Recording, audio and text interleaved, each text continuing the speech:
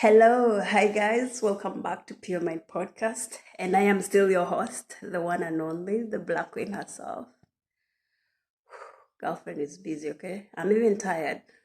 By the way, I'm also filming using my phone. Why? I don't know. Mr.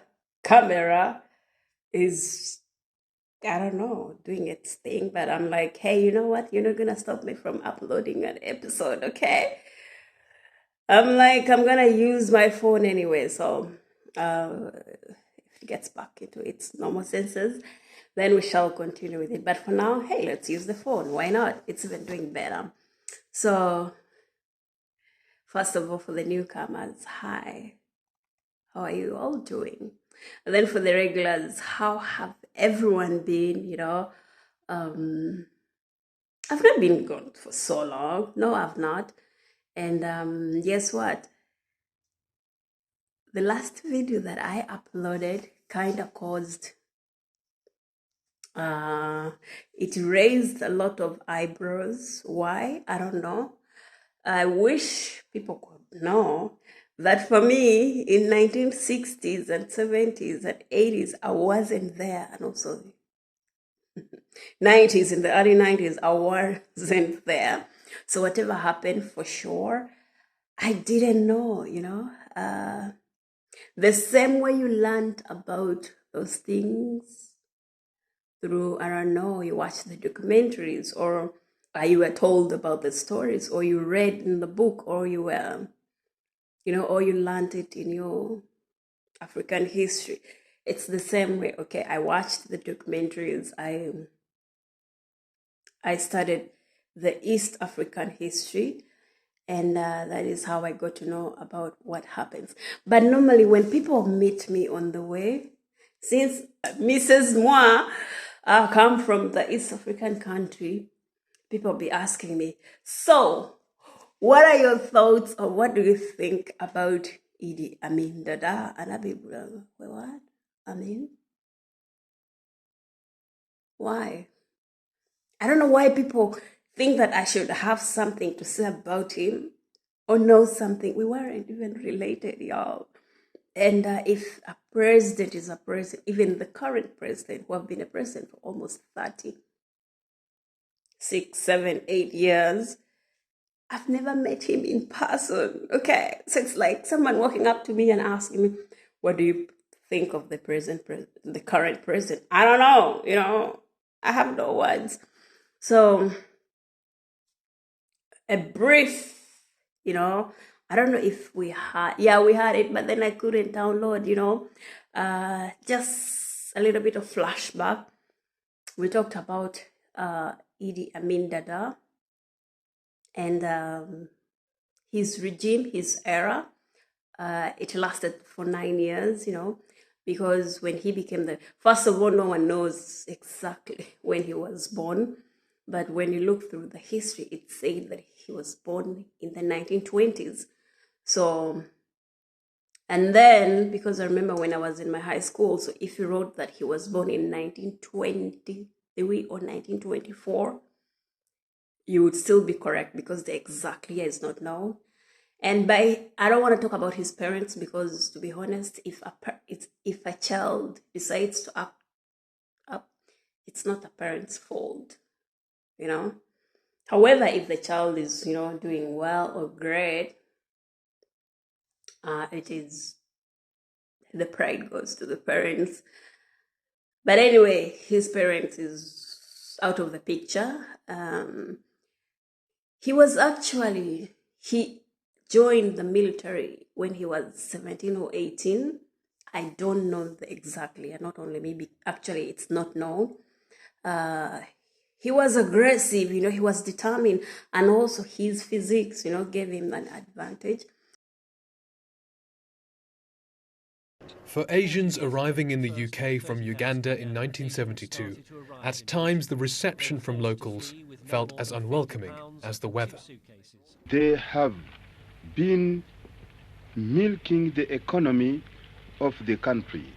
The former military ruler, President Idi Amin, said Uganda's Asians, brought to the country by the British, were depriving black Africans of opportunities, and gave Asians who held British passports 90 days to leave the country or face being put in concentration camps. I want to see that the whole Kampala street is not full of Indians. It must be proper black, and administration in those shops is run by the Ugandans. What will happen to these people if they don't go by the time limit? I think they will be sitting like they are sitting on the fire. I will tell you this. You just wait after 3 months. What will you do to them? Okay, you will see. You said you wanted Uganda. I think they will not sit comfortable here in Uganda. I will tell you this. I must actually tell you the truth. The National Front organised a march in the city in response to the Ugandan Asians' arrival. That was unwelcoming. It was racist. It's unwelcoming. The discrimination was perhaps no surprise. Leicester City Council had published an advert in a Ugandan national newspaper discouraging Asians from coming to the city, claiming its resources were too strained. If you want to get a sense of the impact that Ugandan Asians have had on Leicester, then you need to come here to Belgrave Road. This is one of the main routes into the city. But before they arrived, it was earmarked for demolition. And over the last 50 years, they've helped to rejuvenate it by setting up businesses, shops, restaurants, and it's now known as the Golden Mile. For Asians arriving in the UK from Uganda in 1972, at times the reception from locals felt as unwelcoming as the weather. They have been milking the economy of the country. The former military ruler, President Idi Amin, said Uganda's Asians, brought to the country by the British, were depriving black Africans of opportunities, and gave Asians who held British passports 90 days to leave the country or face being put in concentration camps. I want to see that the whole Kampala street is not full of Indians. It must be proper black, and administration in those shops is run by the Ugandans. What will happen to these people if they don't go by the time limit? I think they will be sitting like they are sitting on the fire. I will tell you this. You just wait after 3 months. What will you do to them? Okay, you will see. You said you wanted Uganda. I think they will not sit comfortable here in Uganda. I will tell you this. I must actually tell you the truth. The National Front organised a march in the city in response to the Ugandan Asians' arrival. That was unwelcoming. It was racist. It's unwelcoming. The discrimination was perhaps no surprise. Leicester City Council had published an advert in a Ugandan national newspaper discouraging Asians from coming to the city, claiming its resources were too strained. If you want to get a sense of the impact that Ugandan Asians have had on Leicester, then you need to come here to Belgrave Road. This is one of the main routes into the city. But before they arrived, it was earmarked for demolition. And over the last 50 years, they've helped to rejuvenate it by setting up businesses, shops, restaurants, and it's now known as the Golden Mile. Because he's tall, huge, and so the soldiers were like, okay, he can do it, he's doing great and all that. And he was also quite aggressive. So to some point, the army that he was serving in, it was the British army, which was in Uganda. So at some point, he was even sent to Scotland to go and improve his military skills. Yeah, it means he was doing great, I think. I don't know. And then what happened? So when he became, later on when he went back home in Uganda, he was being promoted, ranks by rank. So he was being promoted because I think he was doing well. And at some point of life, he was the general commander of all the army, that's how big he was. And then later on, he overthrew the government. How did that happen? The current president, why am I saying the then president had gone to attend a meeting somewhere, which I can't remember exactly. And then guess what? This guy was like, surprise, now I'm the president,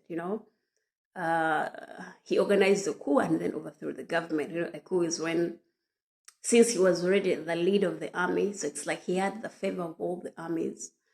on his side. So it kind of made it easy for him to overthrow the government. So yeah, and then when he entered, they were firing all the people who were. It kind of makes sense because now he was the new president, so he couldn't work with the people who were there in the government. So in order to gain trust, he had to eliminate all of them and then put his own people that he could, command and all that. And yeah, he was also a polygamist. Yeah, polygamy. He had 6 wives, he had lots of kids, but I mean, for me, that is not news.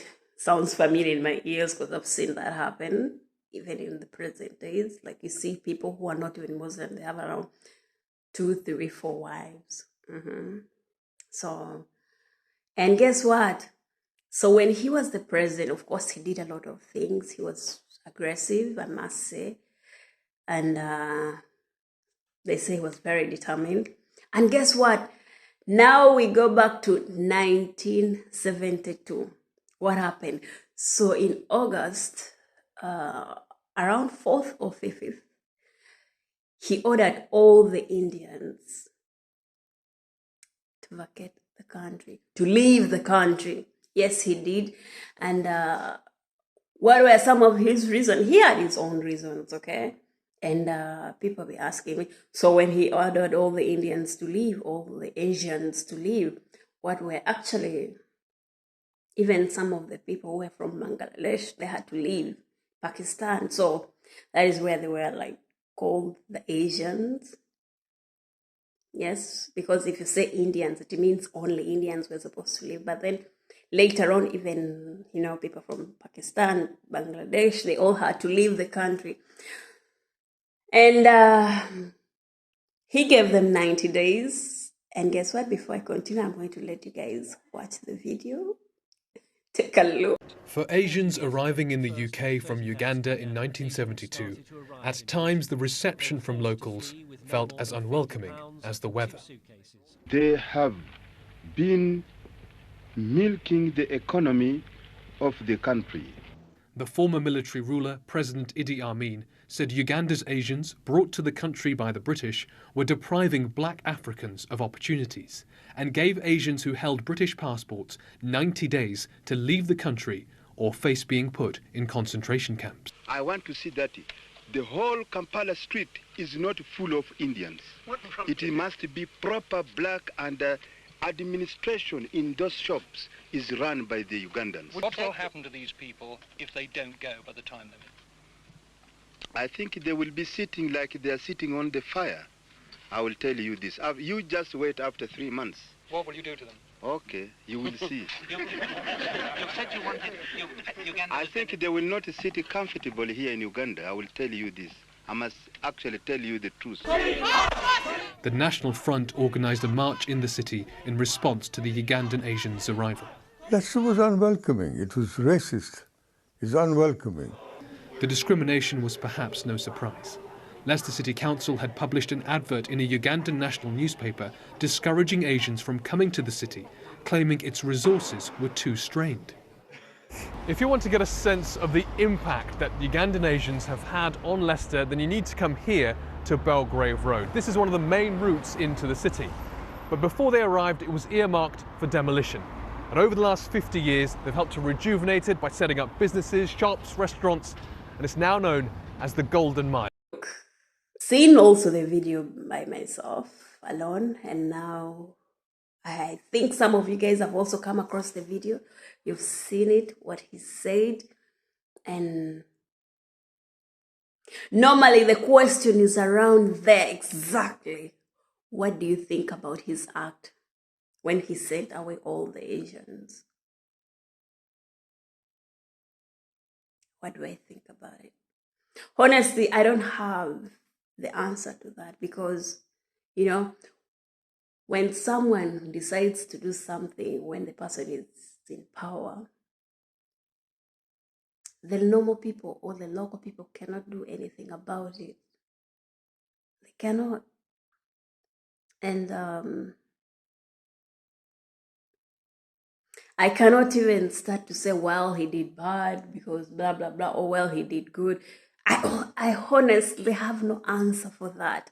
I hope this gives people answer to this question, that I don't know what was his intention, okay? As you guys saw the video, what he was saying, that is what made him to send them away. But did he do the right thing? Did he do the wrong thing? Because if, for instance, now if we can flip the page a little bit, if it was like this, let's flip it like this. If you're saying they were the only ones, you know, running the companies and all that, why didn't you say, okay, we need some adjustment, we need some, you know, the people, the Ugandans, to also have some job or do something or else, you know. But, you know, all this did not happen, and he ran the country the way he wanted. And also, this is so common with all the African leaders that I've seen, most of them, and I've also studied some, including even, you know, when you read the history of the president of Libya, it's almost the same, you know. Libya, yes, it's almost the same. When you see, why am I saying Kagame? Kagame is still the president. Mugabe, you know, the president of, I normally don't want to speak out these countries, but you know, the cycle continues. It's just like that. So there's nothing that a normal person can do when the leader decides to do something. So even with the local people, first of all, me, I was just born. I don't know when. I wasn't there. You know, these things happen in the 70s. And how did I know about it? Just as I said, read about it, studied about it, watched the movies, and I was like, oh, wow. So these are some of the things that happen. Do I criticize some of the things? I might. Did he do also some other things right? Maybe, you know. And yeah, that is actually what happened. And we know that he was the only person who would do things that no one would think, you know, even when he killed his brother. It's the same thing, you know. Even when you hear his kids speak, because some of his kids still exist. Yeah, I watched a documentary where this girl was like, we grew up with around 22 siblings. I cannot, you know the exact number, but they were there. And if this happened, we were never given an explanation. So even his own kids didn't know some of these things. How about moi, a stranger who wasn't even there? Okay?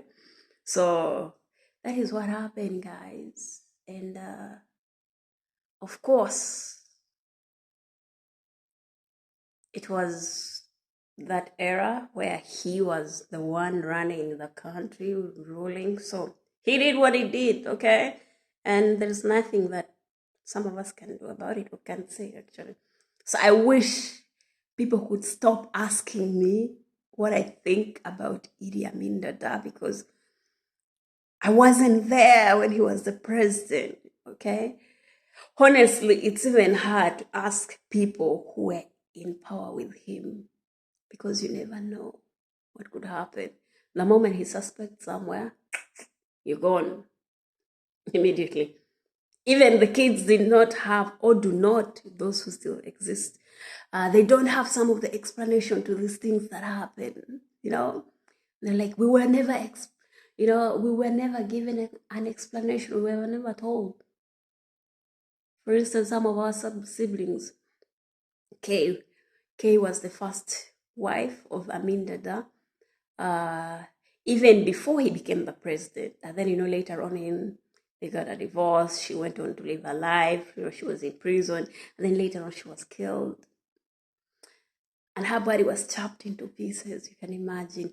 And then guess what? When he ordered the doctor to sew the body back into he ordered the kids to go and see the body, the dead body. How traumatizing is that? Yo, I'll be traumatized for the rest of my life. And this lady said, when my brothers came back, they were crying, they were so sad. And sometimes they would be there when they are sad, and they would say, at least for you guys, you have your mothers. For us now, we don't have our mom. You know, even if the stepmother who is there in the house still played a motherly role to all these kids, it was never the same, you know. And this lady said, I felt bad for my siblings. But unfortunately, there was nothing I could do. And then when he divorced his 3 wives, he went and made the announcement on the radio. The kids weren't even at home, you know. So when they came back, mom was no longer there. 3 wives. How many kids are that? Those ones, there could be a lot, you know.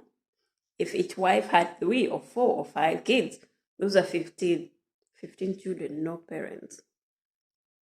And this lady said, we came back from school and some of my siblings, they didn't see their mom. And they explained, some of the workers explained, no, mom is no longer around.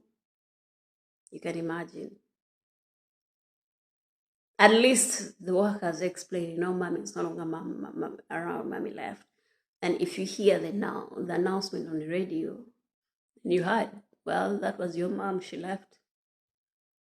So yeah, that is it for now. And guys, let me know your honest opinion. Hey, comment below, okay? I'll be more than happy to reply to your comments. Until next time, bye guys.